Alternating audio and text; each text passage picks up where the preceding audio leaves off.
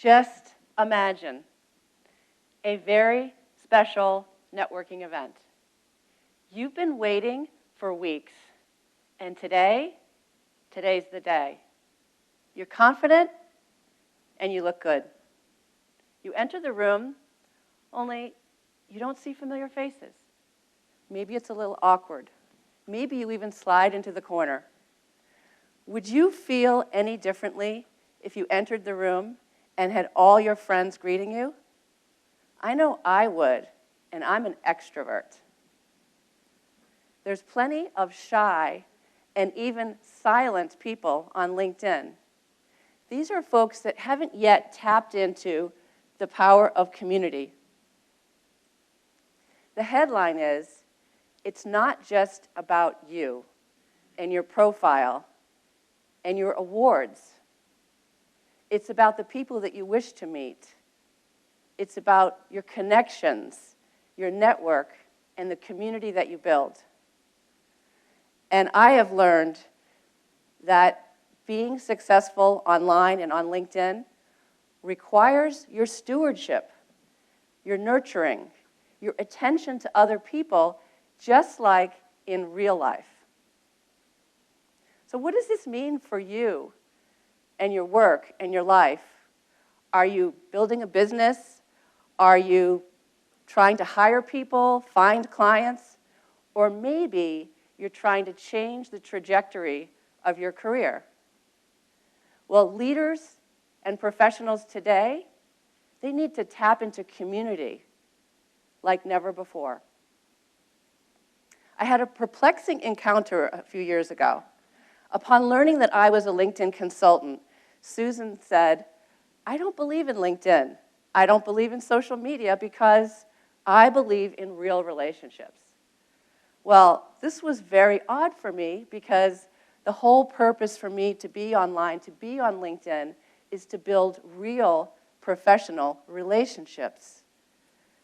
Susan hadn't tapped into her own ability to build a community, to build a network. She was really unaware that this was a powerful place to connect with up to 630 million people. Now, I think we all know that LinkedIn is a global leader when it comes to talent and talent solutions. But what you might not know is that community is the secret sauce. Consider this. The number one way that companies hire is from employee referrals. That means that recruiters and hiring managers find people through connections of employees and partners and friends, and they find those people to fill those vacant seats. If you think about it on the flip side, job seekers who are applying for jobs online without looking for connections are taking the longest and hardest road to employment. And yet we see it all the time. People apply online. I advise job seekers to find people that are connected to the opportunities they are seeking. And the great news now is that we have this amazing platform called LinkedIn to help connect the job seekers with the employers. I want to tell you about Michael. Michael's a marketing executive I met a few years ago. He was laid off and out of work for 2 years, long time. He had a great profile, believe it or not, and he liked to produce content. So I said, Michael, let's pull up your laptop and take a look at your connections. Let's have you invite some people for coffee because you want to put some career conversations on your calendar. Michael said no. In fact, he said, there's no way I would ever do that. And I said, why not? Why wouldn't you do that, Michael? And he said, I don't trust any of my LinkedIn connections. I don't trust any of my LinkedIn connections. I had never heard that before. I couldn't believe it. Michael thought that just looking good was enough for him to get into his new situation. He was unwilling to use community to help his own cause of getting the new position. Compare that to my friend Doug, who's shown here with his dog Teddy. Now, Doug is a very talented guy. He's also very relationship focused. He has great relationships online and offline. He was in a situation where he was laid off twice in the last couple of years. Doug was able to find people that were connections of his and friends of his that had repositioned into new companies within his industry. And as a result of that, he was able to parlay warm connections into conversations, into interviews, and into job offers. And he did it rather quickly. So there's the difference here between Michael and Doug is clear. They both use LinkedIn, but the difference is community. When I think about business and sales, relationships and even friendships are really the cornerstone, the backbone of success today. When you think about all the opportunities that you're involved with, aren't they tied into relationships and referrals? It's really a matter of trust today. Senior executives, key decision makers, they don't want to be interrupted. They don't want their day interrupted by strangers calling them on the phone. Executives today, they want to work with people that are in their network, that they're connected to.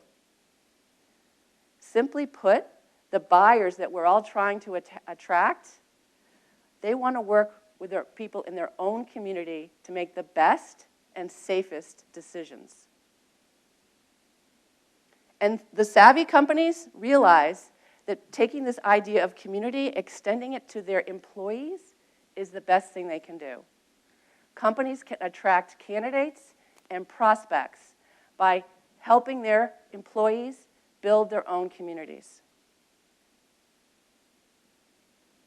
I was surprised in some of the sales training that I've done, and some of the sellers that I've been working with told me they weren't even connected on LinkedIn to their prospects or to their own clients, which is very shocking to me. So this idea of community for employees and for whether they're sales employees, recruiting, or senior executives, it's a huge opportunity for teams and for companies.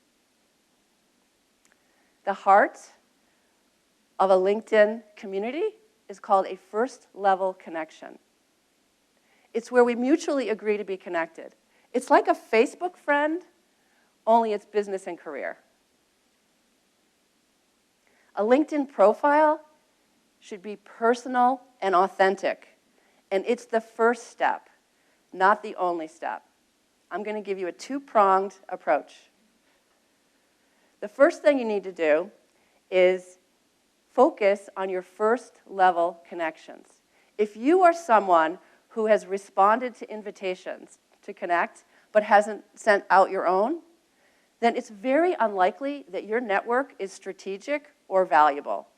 You've basically set up the scenario where you're walking into a party or a room with complete strangers. Instead, proactively invite people to connect. People that you know, people that you trust, people that you meet, people that you want to meet. Maybe you'll invite people from here that you meet today.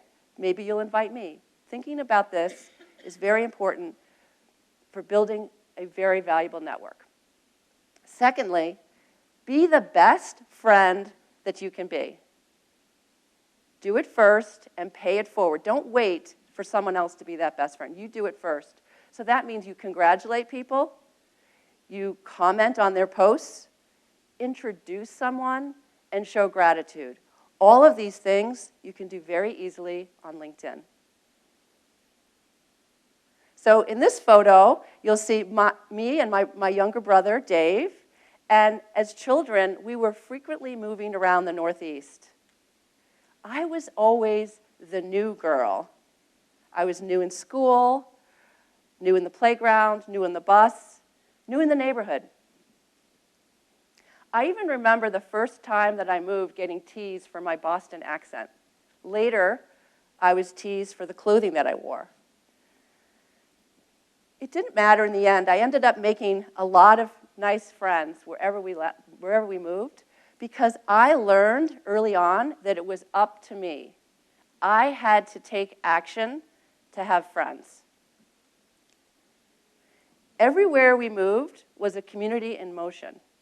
We had to take action to become a part of the community. And we think about today. Today, the opportunities are so amazing. The communities that we have are offline, and now we have LinkedIn and other online platforms to help us deepen our relationships, improve our community. It's like no other time that we've had before. So now we're back at that very special networking event. Everyone is abuzz. Your connections are helping and sharing and introducing.